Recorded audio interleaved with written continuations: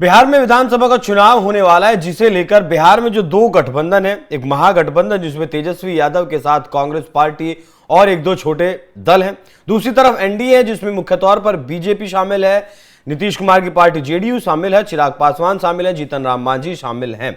तो ये दोनों जो गठबंधन है इस बार बिहार की सत्ता पर काबिज होना चाहते हैं। एनडीए की फिलहाल सरकार चल रही है, लेकिन तेजस्वी यादव राहुल गांधी के साथ मिलकर यह कोशिश कर रहे हैं कि इस बार एनडीए को सत्ता से बर्खास्त कर खुद बिहार की कुर्सी पर जमा जाए। लेकिन क्या जिस तरीके से यहां बिहार में चुनाव से पहले ही खटपट शुरू हो गई है, उससे बड़ा सवाल यह है कि क्या ऐसा होना संभव है, क्योंकि दरअसल बिहार में जो वोटर लिस्ट में संशोधन होना है उसे लेकर बिहार की राजधानी पटना में बिहार बंद के दौरान एक बिहार बंद को लेकर रैली बुलाई गई, जिसके दौरान घटना यह घटी कि राहुल गांधी का जो रथ था उसके ऊपर राहुल गांधी थे, तेजस्वी यादव थे, मुकेश सहनी थे और तमाम नेता वहां मौजूद थे, लेकिन इस रथ पर पप्पू यादव को चढ़ने का मौका नहीं दिया गया। पप्पू यादव फिलहाल पूर्णिया से सांसद हैं, निर्दलीय सांसद हैं और इससे पहले वो 6 बार सांसद रह चुके हैं, निर्दलीय इस बार चुने गए हैं। दूसरी तरफ कन्हैया कुमार को लेकर भी ऐसी तस्वीर सामने आई है, तस्वीर आप देख रहे हैं।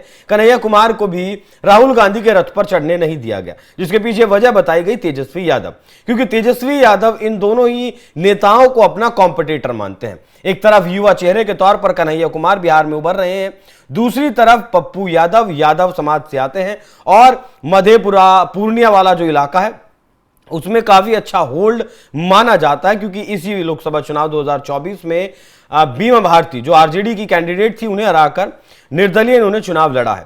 तो ऐसे में राहुल गांधी अपने जो नेताओं को दरकिनार कर रहे हैं, क्या इन नेताओं के भीतर हीन भावना नहीं आएगी?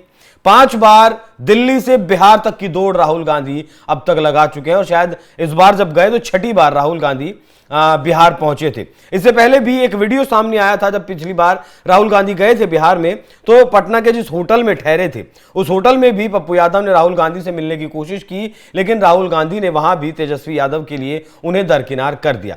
तो ऐसे में पहला सवाल तो यही है कि क्या महागठबंधन इस तरीके से इस रणनीति के साथ बीजेपी जेडीयू का जो मजबूत गठबंधन है जिसमें चिराग पासवान की पार्टी भी शामिल है, उनका मुकाबला कर सकेगा?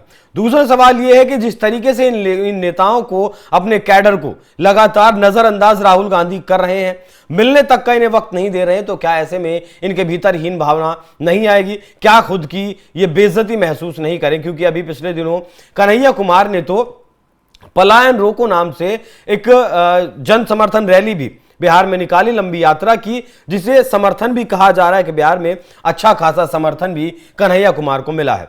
लेकिन जिस तरीके से ये यहां चल रहा है तो ऐसे में सवाल ये भी उठता है कि क्या कन्हैया कुमार पप्पू यादव की तरह ही निर्दलीय इस बार चुनाव में उतरेंगे? क्योंकि लोकसभा चुनाव 2024 में भी मौका दिया गया था दिल्ली से, लेकिन वहां भी जीत दर्ज नहीं कर पाए कन्हैया कुमार, लेकिन अब बिहार की राजनीति में उतारे हैं। हालांकि बयान जो है कन्हैया कुमार के वो बिहार की राजनीति में जरूर चर्चा का विषय बनते हैं, क्योंकि कन्हैया कुमार का यह कहना है कि जिस तरीके से बिहार में इंफ्रास्ट्रक्चर डेवलप किया जा रहा है, जिस तरीके से रोड्स बनाए जा रहे हैं, सड़कें बनाई जा रही हैं, वहां से बिहार के पानी पर यहाँ के व्यापारियों की नजर है और बिहार का पानी यहाँ से लेकर जाना चाहते हैं। इंडस्ट्रियलाइजेशन जिस तरीके से हो रहा है, दूसरी तरफ यही वो नेता है जो बिहार से पलायन रोकने की बात कर रहे हैं, दूसरी तरफ अगर सड़क यहाँ बन रही तो उसे पानी ले जाने की तरकीब वो बता रहे हैं बिहार में। तो दो बड़े सवाल हैं कि क्या इस तरीके से इस खींचतान के जरिए चुनाव जीता जा सकता है, और क्या कन्हैया और पप्पू यादव की कोई हैसियत राहुल गांधी की नजर में नहीं है? कन्हैया कुमार जेएनयू छात्र संघ के पूर्व अध्यक्ष रहे हैं, बिहार में कांग्रेस के युवा चेहरे के रूप में उभर रहे हैं। उनकी नौकरी दो पलायन रोको जो यात्रा थी उसने युवाओं और बेरोजगारों के बीच खासी लोकप्रियता हासिल की थी, ऐसा बिहार के लोगों का कहना है। दूसरी तरफ पप्पू यादव कोसी सीमांचल क्षेत्र में उनका जो सामाजिक आधार है उसके लिए जाने जाते हैं। 2000 लोकसभा चुनाव में निर्दलीय उन्होंने जीत हासिल की, बीमा भारती को हराया, और अब जिस तरीके से तेजस्वी यादव इनसे असहज हो रहे हैं और तेजस्वी यादव के सामने राहुल गांधी सरेंडर कर रहे हैं, तो क्या ये किसी भी लिहाज से कांग्रेस पार्टी के लिए सही है? क्योंकि कांग्रेस पार्टी ने दिल्ली में अकेले विधानसभा का चुनाव लड़ा तो उन्हें क्या हासिल हुआ?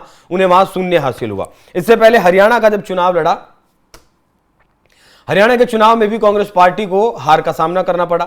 महाराष्ट्र के चुनाव में जब कांग्रेस पार्टी उतरी तो वहां भी हार का सामना करना पड़ा।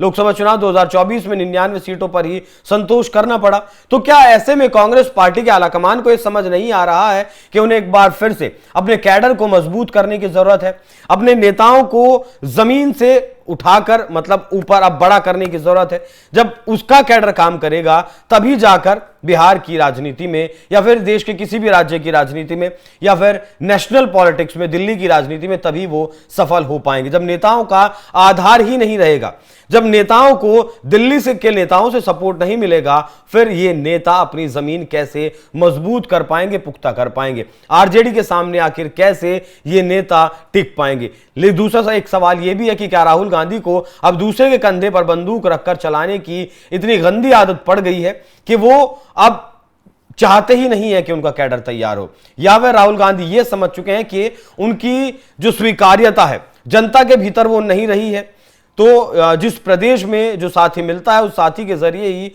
जो सीढ़ियां, जितनी सीढ़ियां चढ़ी जा सकें वो चढ़ लें। लेकिन ये फौरी तौर पर तो राहुल गांधी के दिमाग को राहत देने वाला कदम हो सकता है, लेकिन लंबी राजनीति अगर करनी है तब वैसा नहीं हो सकता है।